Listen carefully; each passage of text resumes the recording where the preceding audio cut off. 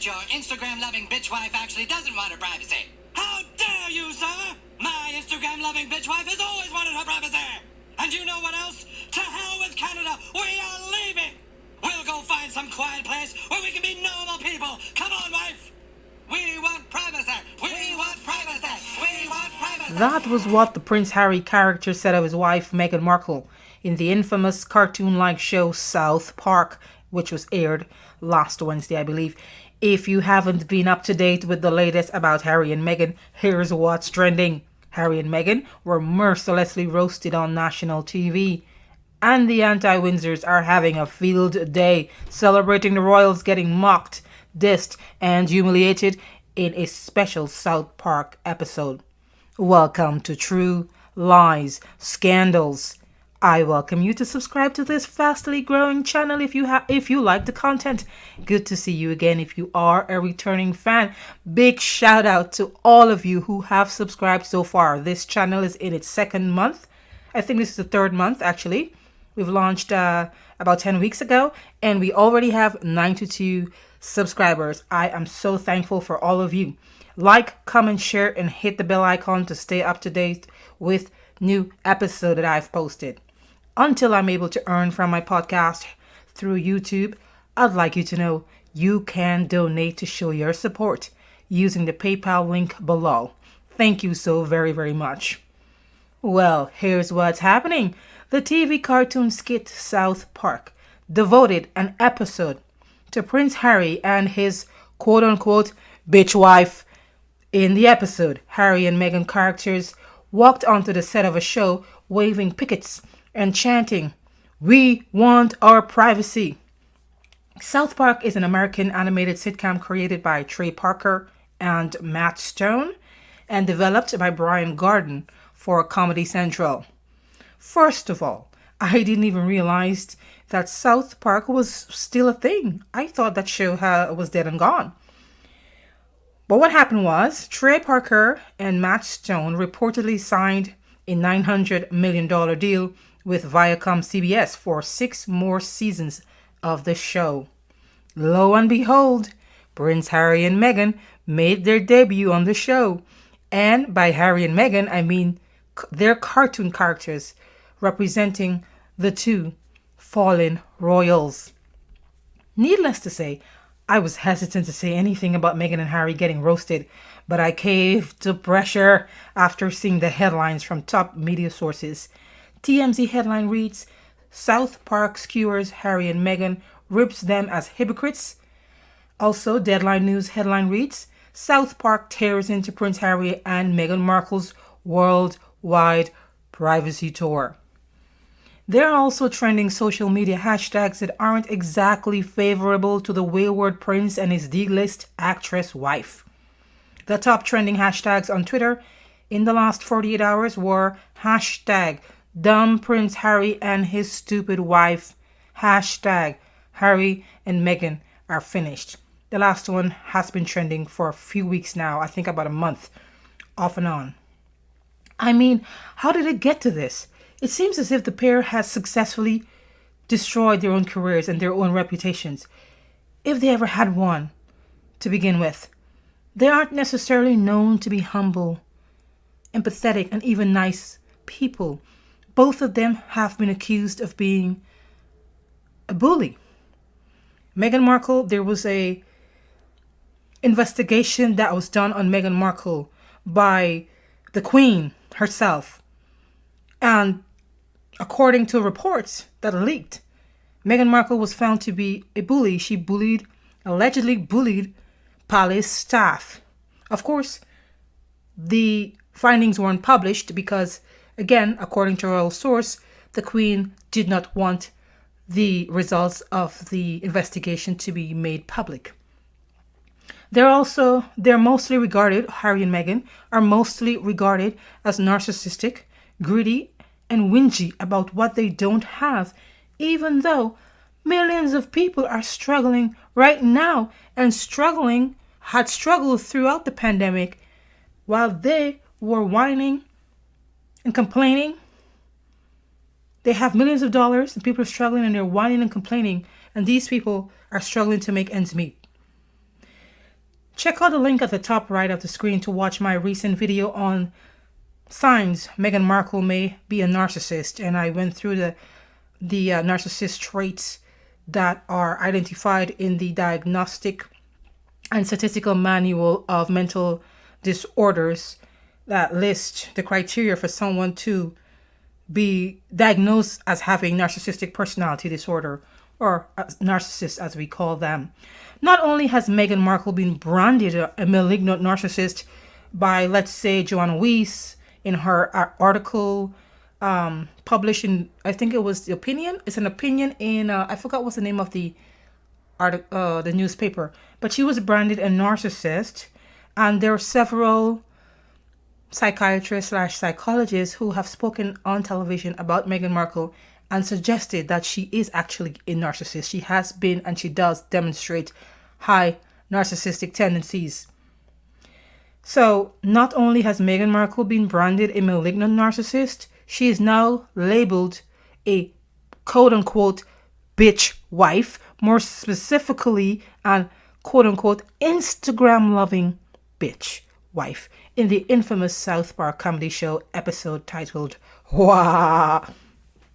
TV host of the make-believe Good Morning Canada show upstaged the couple's claims of wanting privacy by saying this: "Some people might say that your Instagram-loving bitch wife actually doesn't want her privacy." To which the Prince Harry character responded saying, "How dare you, sir? My Instagram-loving bitch wife has always wanted her privacy." So why does all of this even matter?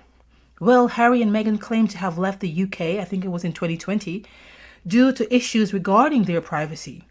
The couple felt their privacy was being invaded by British tabloids. They also claimed they weren't getting the protection they needed against the press from the royal family.